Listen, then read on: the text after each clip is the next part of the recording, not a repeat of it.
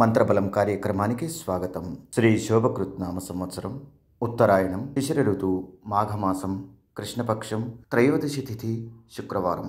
ముందుగా ప్రేక్షకులందరికీ మహాశివరాత్రి పర్వదిన శుభాకాంక్షలు. మహాశివరాత్రి అత్యంత విశిష్టమైనది. పెద్దలు మనకు ఆనవాయితీగా అందించిన పండగలు, పర్వదినాలన్నింటి సందర్భంగా ఆచరించాల్సిన నిష్టలు, నియమాలు వైజ్ఞానిక నేపథ్యం గలవే. అలా ఈ మహాశివరాత్రి సందర్భంగా ఉపవాసం, జాగరణ ఆచరించే విధానాల నేపథ్యం కూడా వైజ్ఞానంతో కూడినదే. ప్రకృతిలో కలిగే మార్పుల నుండి మనల్ని మనం రక్షించుకునేందుకై ఈ ఆచారాలన్నీ ఏర్పాటు చేయబడ్డాయి.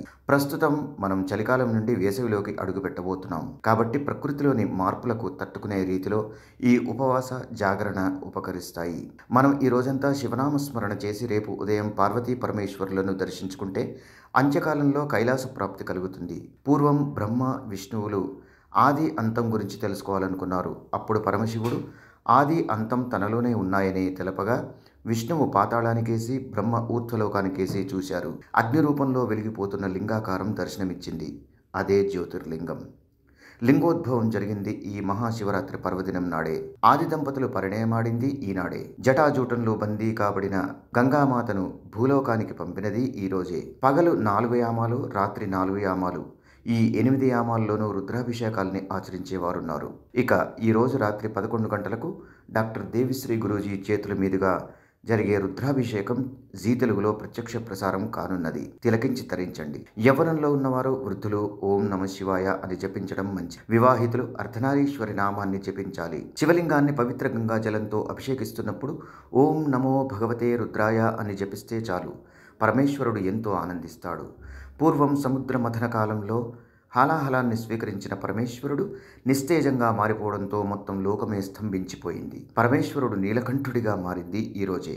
అయితే ఈరోజు మనమంతా ఓం నమో భగవతే రుద్రాయ అని జపించాలి. ద్వాదశ రాశులు అభిషేక మంత్రాలు కార్యక్రమానికి స్వాగతం. ఈరోజు మహాశివరాత్రి సందర్భంగా ద్వాదశ రాశుల వారు శివలింగాన్ని ఏ ద్రవ్యాలతో అభిషేకించి పూజిస్తే విశేషమైన ఫలితాలు కలుగుతాయో ఒకసారి చూద్దాం. మేషరాశి వారు గంగాజలం, దానిమ్మ రసంతో అభిషేకించి ఎర్రని పుష్పాలతో అర్చించాలి. ఓం నమో భగవతే రుద్రాయ అని స్వామివారి నామస్మరణ చేయాలి. ఇక వృషభ రాశి వారు గంగాజలంతో, భస్మజలంతో అభిషేకిస్తూ తెల్లని పుష్పాలతో అర్చించాలి. మిథున రాశి వారు శివలింగాన్ని చెరకు రసంతో అభిషేకించి కామ్య కస్తూరి ఆకుల్ని సమర్పించాలి. కర్కాటక రాశి వారు సహజ సిద్ధంగానే పరమేశ్వరుడికి ప్రియమైన వారు. అందుకే వీరు నీటిలో రుద్రాక్షల్ని వేసి ఆ నీటితో శివలింగాన్ని అభిషేకించి మల్లెపూలతో పూజించాలి. ఇక సింహరాశి వారు శివలింగాన్ని ద్రాక్షరసంతోనూ, పన్నీటితోనూ అభిషేకించి ఎర్రని పుష్పాలతో ఆరాధించాలి. కన్యారాశి వారు నారింజ, బత్తాయి, నిమ్మరసాలతో అభిషేకించి వట్టివేళ్లను నీటిలో వేసి ఆ నీటితో అభిషేకించాలి. అనంతరం స్వామివారికి బిల్వపత్రాల్ని సమర్పించాలి.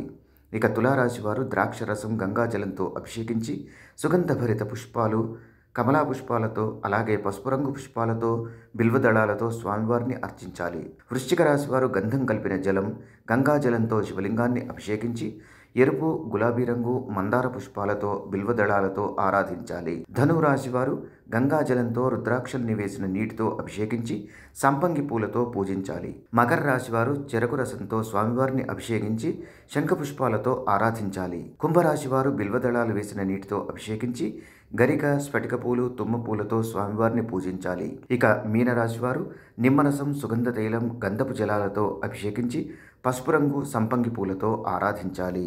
యోగం క్షేమం కార్యక్రమానికి స్వాగతం. ఈరోజు సాయంత్రం 9 బిల్వదళాలపై కానీ 9 త్రిదళాలపై కానీ శ్రీరామనామాన్ని రాసి శివలింగానికి సమర్పించి స్వచ్ఛమైన గంగాజలంతో అభిషేకించాలి. పూజానంతరం స్వామివారికి ప్రీతిపాత్రమైన అటుకులను నానబెట్టి నైవేద్యంగా సమర్పించాలి. ఇలా ఆచరించడం వల్ల పరమేశ్వరుడి పరిపూర్ణమైన అనుగ్రహం మన సొంతమవుతుంది. సర్వే జనా సుఖినో భవంతు. మమ్మల్ని సోషల్ మీడియాలో ఫాలో అవ్వండి. లింక్స్ వీడియో క్రింద డిస్క్రిప్షన్లో పొందుపరిచాము. అలాగే ఓంకారం కార్యక్రమాన్ని జీ తెలుగు ఛానల్లో తప్పక చూడండి. ఇదిగో ఇది చాలా రోజులు చాలా కష్టపడి చాలా ఆలోచించి దీర్ఘంగా ఏదైనా ఇంట్లో ఒక పాజిటివ్ ఎనర్జీ, కాస్మిక్ ఎనర్జీని క్రియేట్ చేసే ఒక ట్రయాంగిల్, అంటే ఇలా దీనికే ఒక రేఖాగణితలో మీకు అందరికీ తెలుసు, రేఖాగణిత శాస్త్రంలో దీనికి ఈ రేఖలు ఇలా కలిస్తే ఒక ఎనర్జీ ఉంటుంది. తర్వాత ఇలాంటి రేఖ చూసుకోండి, ఇది ఒక రేఖ మనకి ట్రయాంగిల్ షేప్లో ఉంది చూడండి. ఇదే ట్రయాంగిల్ని ఇలా కలిపితే చూసారా, ఇలా ట్రయాంగిల్ 2 కలిపేస్తే ఒక చక్రంగా మారింది. ఇప్పుడే కానీ వీధిపోటు ఇలాంటిది ఏదైనా ఉన్నప్పుడు ఇక నుండి ఆ వీధిపోటుకి ఆపోజిట్ మనకి ఏదైతే ఉంటుందో కాంపౌండ్ వాల్ కావచ్చు, ఇంటి గోడ కావచ్చు, అది వీధిపోటు అనేది తూర్పు ఉండొచ్చు, లేదు అంటే దక్షిణం ఉండొచ్చు, పరమట ఉండొచ్చు, ఉత్తరం ఉండొచ్చు, ఏ కార్నర్లో అయినా సరే ఆ ఒక వీధిపోటుకి ఆపోజిట్ మనము ఒక ఇంటికి మేక కొట్టి, ఆ కాంపౌండ్ కానీ ఇంటికి కానీ మేక కొట్టి దీన్ని తగిలించాలి అంతే. దీన్ని తగిలించేస్తే చాలు. ఏ నెగిటివ్ ఎనర్జీ అయినా ఇలా పడి ఈ నెగిటివ్ ఎనర్జీస్ని అలాగే బయట తోసేస్తుంది. ఈ షేప్స్ చూడండి, ఇది 9 ఉంటాయి. 1 2 3 4 5 6 7 8 9 9 ఉంటాయి. ఇవి 9 ఇవి పాజిటివ్ ఎనర్జీని మాత్రం ఇది అట్రాక్ట్ చేసుకుంటుంది, నెగిటివ్ ఎనర్జీని అలాగే బయటికి తోసేస్తుంది. అలా తయారు చేసాం. అందుకే ఇక్కడ 9 విధానంగా 9 చక్రాలు వేసి దీని ఒక విశేషంగా సైంటిఫిక్ పిరమిడ్గా తయారు చేసాము. అందుకే దీన్ని జస్ట్ మన ఇంట్లో మేకు కొట్టి తగిలిస్తే చాలు, ఇంట్లో ఎటువంటి దోషం ఉన్నా దూరం అయిపోతుంది. మీ ఇంట్లో ఎటువంటి వాస్తు దోషం ఉంది అని ఎవరైనా చెప్తే ఇక భయపడకండి. వాస్తు దోషం ఉంది అని ఎవరు చెప్పినా భయపడాల్సిన అవసరం లేదు. వాస్తు దోషం ఉంది అని ఇల్లు ఖాళీ చేసే అవసరం లేదు. వాస్తు దోషం ఉంది అని ఒక కాంపౌండ్ కొట్టేది, దబ్బేయడము, ఇల్లు దబ్బేయడం అలాంటిది అవసరం లేదు. ఎక్కడైతే వాస్తు దోషం ఉంది, ఏ గోడకు వాస్తు దోషం ఉంది, ఏ వీధి పోటుకి వాస్తు దోషం ఉందో అక్కడ మేకు కొట్టి దీన్ని ఒకటి తగిలించండి. ఇది ఒక పాజిటివ్ ఎనర్జీ క్రియేట్ చేసే అద్భుతమైన శ్రీవాస్తు యంత్రం.